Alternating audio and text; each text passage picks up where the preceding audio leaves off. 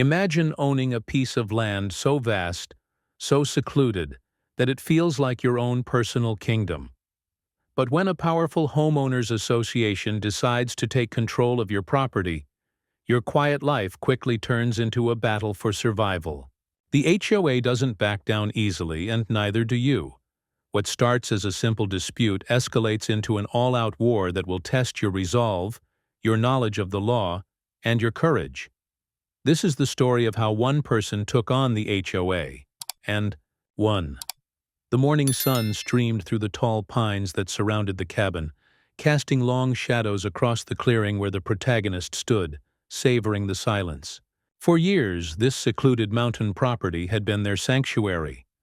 Untouched, uninterrupted, and all theirs. No neighbors, no demands. Just nature, and them. It was perfect.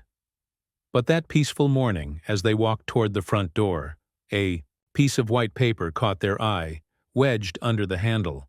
With a sigh, they bent down and pulled it free, already irritated at the thought of more junk mail. The letterhead was official. Too official. HOA, Homeowners Association? They muttered under their breath, eyes narrowing. The nearest neighbor was miles away, and the thought of an HOA even existing out here was absurd. Yet, there it was, the letter in their hands, demanding their attention. Opening it, they scanned the message. The HOA was demanding they comply with a list of regulations for the land, citing safety concerns and aesthetic purposes. The property, according to them, was too close to other residential areas and needed to be managed for the sake of the community. The letter was thick with legal jargon and threats, fines, penalties, and possibly even a lawsuit. Their first instinct was to toss it. A mistake, surely. No one could control what was theirs. They owned this entire mountain, every rock, tree, and stream. This was their refuge, their peace. Who were these people to send demands across miles of wilderness? Hey, real quick, if you're enjoying the video so far, make sure to hit that like button, share it with friends, and subscribe for more awesome content. And while you're at it, drop a comment and let me know where you're watching from. All right, let's keep going. But as they read the letter again, a creeping unease began to settle in their stomach. The language was too precise, too deliberate.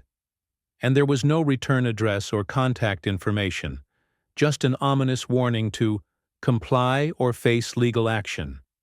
The protagonist's pulse quickened, frustration mixing with confusion.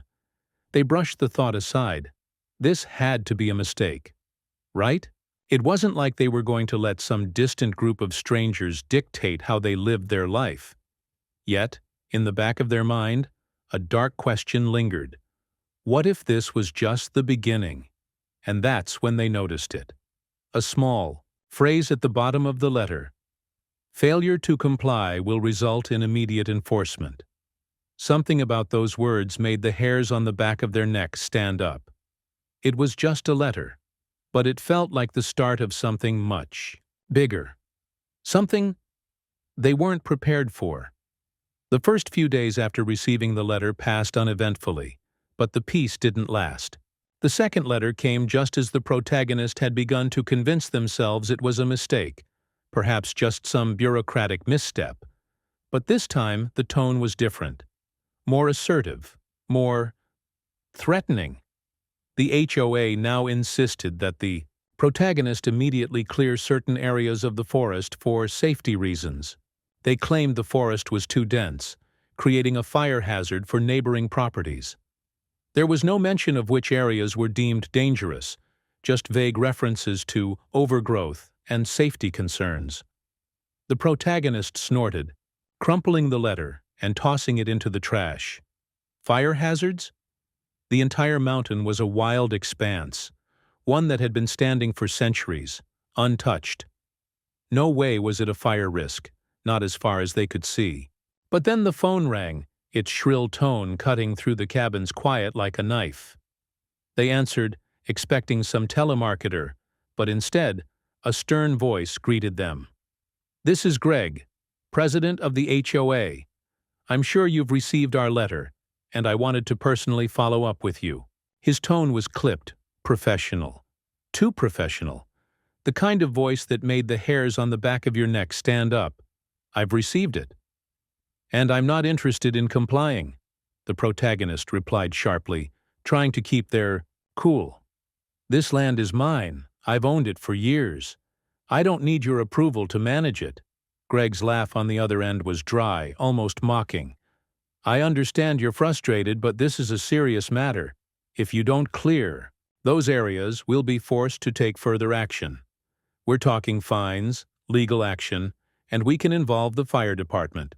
I'm sure they'll take your fire hazard claims seriously. The words hit like a punch to the gut. You can't just...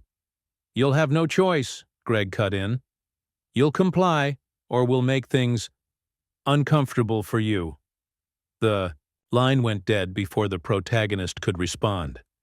Their heart hammered in their chest as they stared at the phone, suddenly feeling very small, very exposed.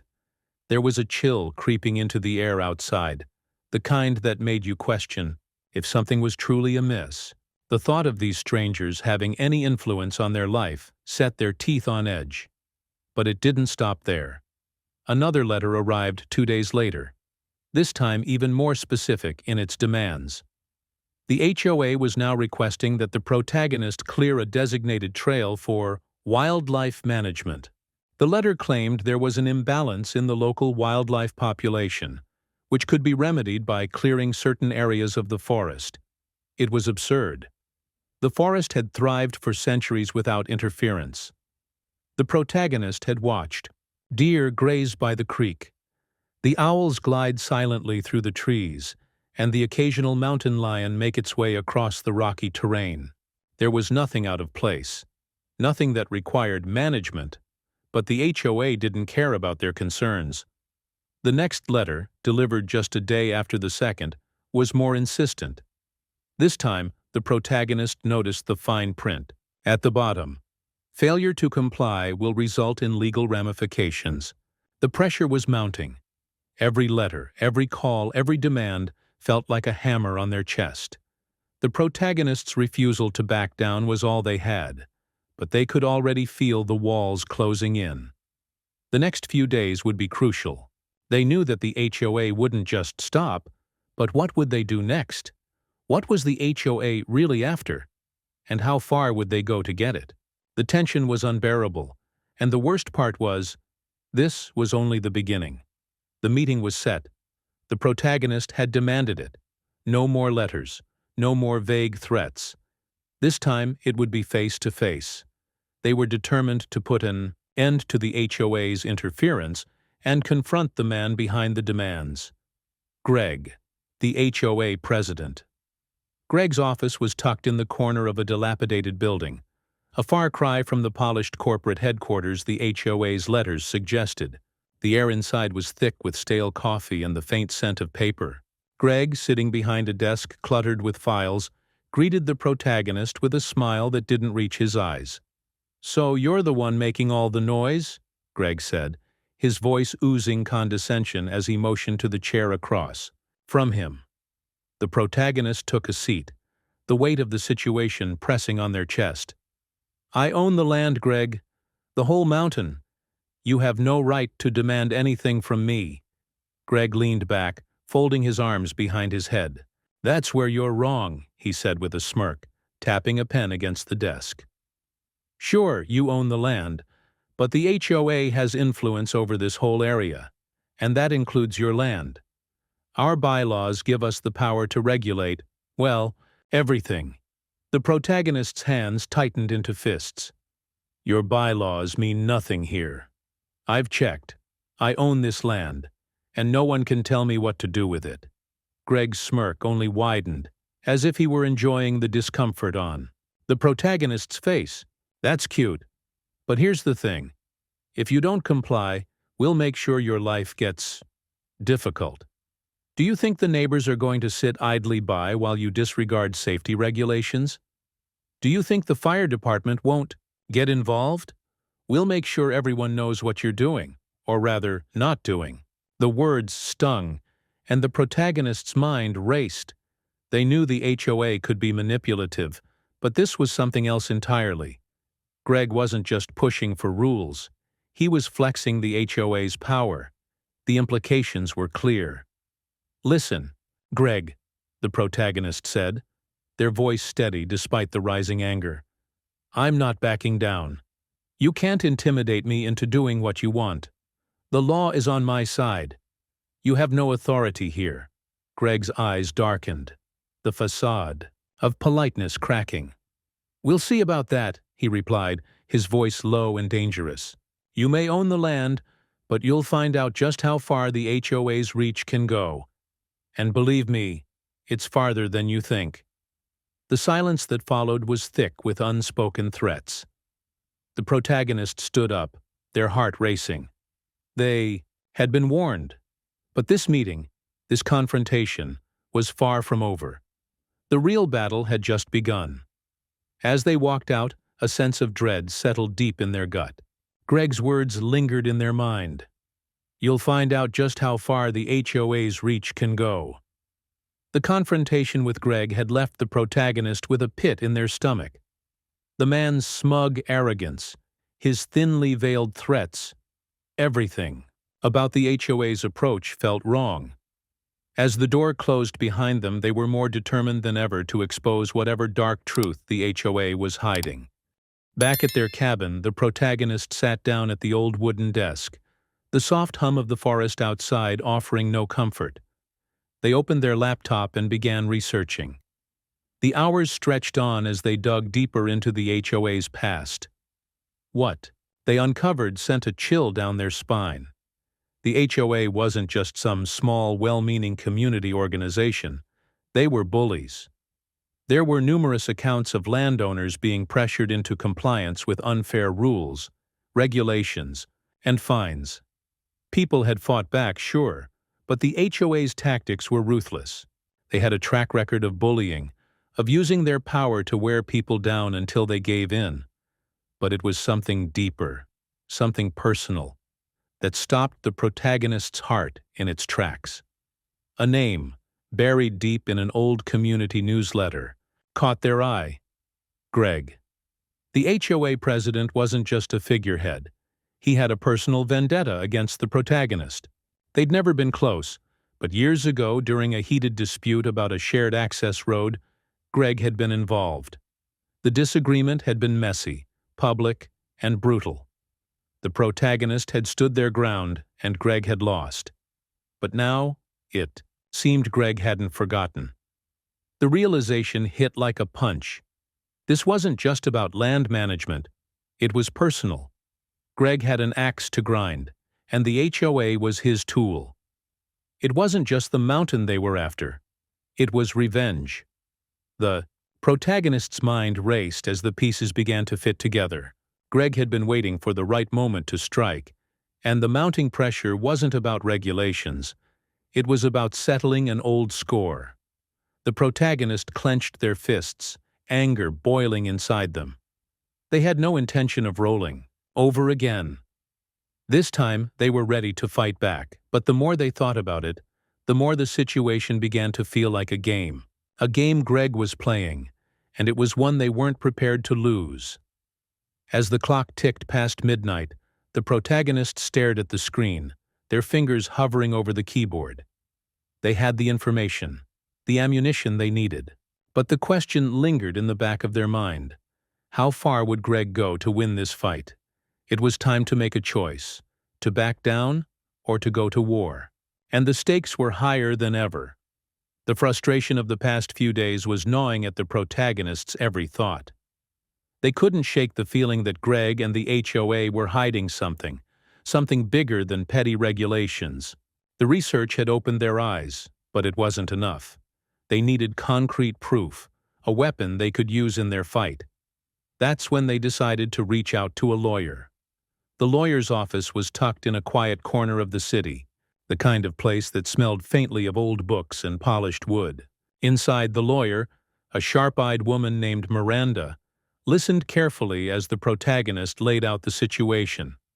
her brow furrowed as they spoke about the HOA's tactics, Greg's personal vendetta, and the land disputes. After a tense silence, Miranda spoke. "You said you owned the entire mountain, correct?" The protagonist nodded, feeling a flicker of hope. Miranda didn't answer immediately. She stood and went to a nearby shelf, pulling down a heavy folder filled with maps and property records. As she flipped through them, the protagonist's pulse quickened. Miranda seemed focused. Too focused. "You're not just talking about the land here," Miranda said, tapping a map with her finger. "This is far bigger than that." The protagonist leaned in, brows furrowed. "What do you mean?" Miranda looked up, her expression grave. "This property isn't just a mountain, it's part of a much larger tract of land that has historical significance. Your plot was originally part of a massive parcel that was handed down generations ago, before the area was subdivided for residential development." The protagonist stared, trying to process the information. "So, what does that mean for the HOA?" Miranda's eyes glinted with something akin to triumph. "It means they've been operating under the assumption that they have control over all the land in the region. But they don't. You do." The words hit like a hammer, a crackling spark of realization. The protagonist owned more than just a piece of land. They held the deed to a part of history, land that wasn't meant to be touched by the HOA's control. Miranda explained further, her voice taking on a sharp edge. "There's a legal loophole here, a clause that was overlooked during the subdivision process. It was buried in old documents, but it's there. The HOA cannot touch your land unless you allow them to, and if they push, you have grounds to sue, not just for the land but for damages and harassment." The protagonist felt a rush of adrenaline. The battle had shifted. They weren't just defending their home anymore. They were holding the key to undoing everything the HOA had worked to control. "Now we've got them," the protagonist whispered, their fingers tightening around the legal papers. "It's time to take this fight to the next level." The twist was unexpected, but it was the leverage they needed. The real war was only just beginning. The morning after meeting with Miranda, the protagonist sat at their kitchen table, legal documents spread out before them. The faint rustle of the forest outside seemed distant compared to the weight of the battle now on their shoulders. With the legal loophole in hand, they felt an unshakable sense of determination settle in their chest. The HOA had underestimated them. It was time to make them regret it. With a steady hand, the protagonist drafted a letter. Every word was deliberate, every sentence a calculated strike. They refused to comply with any of the HOA's demands. The rules, the fines, the threats, they all meant nothing now. The law was on their side, and they made it clear that any attempt to push them further would be met with legal action. They sent the letter, heart pounding, feeling a spark of exhilaration. The fight had begun, but the HOA didn't take it lying down. A week later, a thick envelope arrived, this one addressed in the familiar bureaucratic handwriting. The HOA wasn't just upset, they were enraged. Inside, the letter outlined a series of fines for every violation the HOA claimed had been committed on the protagonist's land. The list seemed endless: fire hazard zones, unapproved wildlife management, failure to clear the designated trail. The penalties were astronomical, threatening to bankrupt the protagonist if they refused to pay. The words on the page blurred as the protagonist read, their grip tightening on the letter. They knew this was coming, but the scale of the retaliation still hit hard. It was a clear message: comply or suffer. "Not a chance," the protagonist muttered, tossing the letter aside. "You've underestimated me, Greg." But it wasn't just the fines. The HOA's tactics were growing more sinister. One afternoon, a neighbor called, sounding frantic. "I'm getting letters from the HOA too," they said. "They're threatening to fine me for everything. My lawn isn't manicured enough. My garden's too wild, and they're saying I'm in violation of some new aesthetic rules. They even mentioned your name. What's going on?" The protagonist felt the anger bubble up, a storm cloud gathering on the horizon. The HOA was trying to turn the neighborhood against them, isolating them one house at a time. If they couldn't break the protagonist with fines, they would break the community, one property at a time. "This is bigger than I thought," the protagonist murmured, their mind racing. They'd expected a fight, but this was warfare. The phone rang again, and it was another neighbor. "It's happening here too," the voice crackled over the line. "The HOA's coming after everyone now. We don't know how much longer. We can hold out." The protagonist gritted their teeth. This wasn't just a battle for land, it was a battle for the entire neighborhood. And if the HOA thought they could divide and conquer, they had another thing coming. Every nerve in the protagonist's body was on edge. They could feel the walls closing in, but this was no longer about survival. It was about proving that the HOA didn't control this land. Not anymore. They were going to fight back with everything they had. But as they prepared for the next step, they couldn't shake the question lingering in the back of their mind. How far would Greg go to win this war? The air was thick with tension as the public hearing room filled with people, the atmosphere charged with anticipation. Chairs scraped across the polished floor, the murmur of voices growing louder as neighbors, lawyers, and HOA representatives filed in. The protagonist stood at the back of the room, their mind racing. This was it. The moment they'd been building toward. They weren't just defending their land anymore. They were fighting for everyone who had been targeted by the HOA's bullying tactics. Greg was already seated at the front, his smug expression barely concealing the arrogance that had defined his every move. He leaned back in his chair, arms crossed, exuding confidence like a predator ready to strike. His supporters were gathered around him, their faces hard and unwavering. The protagonist wasn't alone. In the back of the room, several neighbors had shown up, a few brave enough to stand against the HOA. Miranda, the lawyer, was beside them, holding a thick stack of legal papers, evidence, proof, ammunition. With each passing minute, the protagonist felt a spark of hope that had been missing for weeks. They weren't just fighting Greg anymore. They were fighting for something bigger. The hearing began with the HOA presenting its case.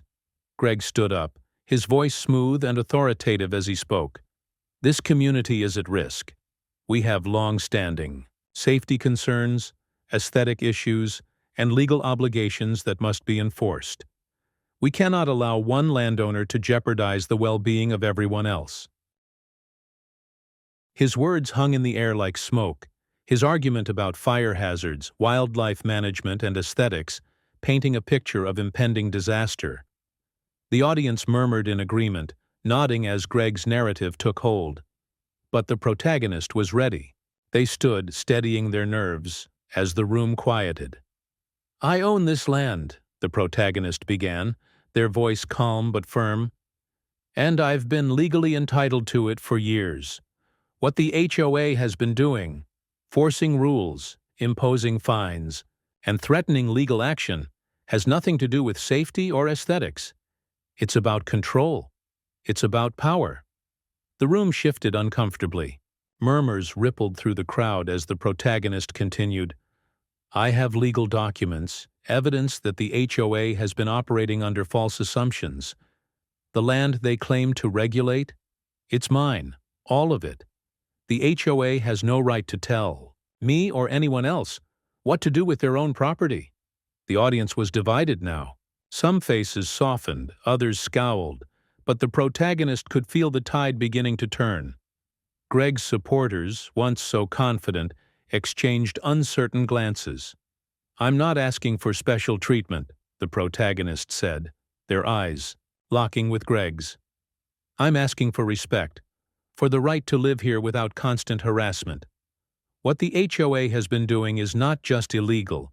It's a violation of the trust this community should stand on." Miranda stepped forward, holding up the documents, the legal evidence that backed up every word. "The HOA's overreach has been documented. The regulations they've pushed for? They don't apply here.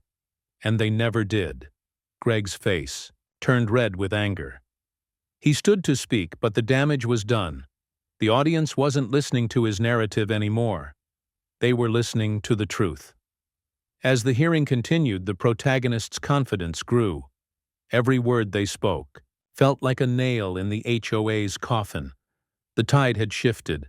Greg knew it, and the public knew it too.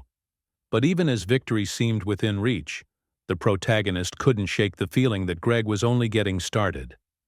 The battle wasn't over yet, not by a long shot. The final gavel echoed through the room, its sound sharp and final. The tension that had gripped the air for hours seemed to vanish in an instant.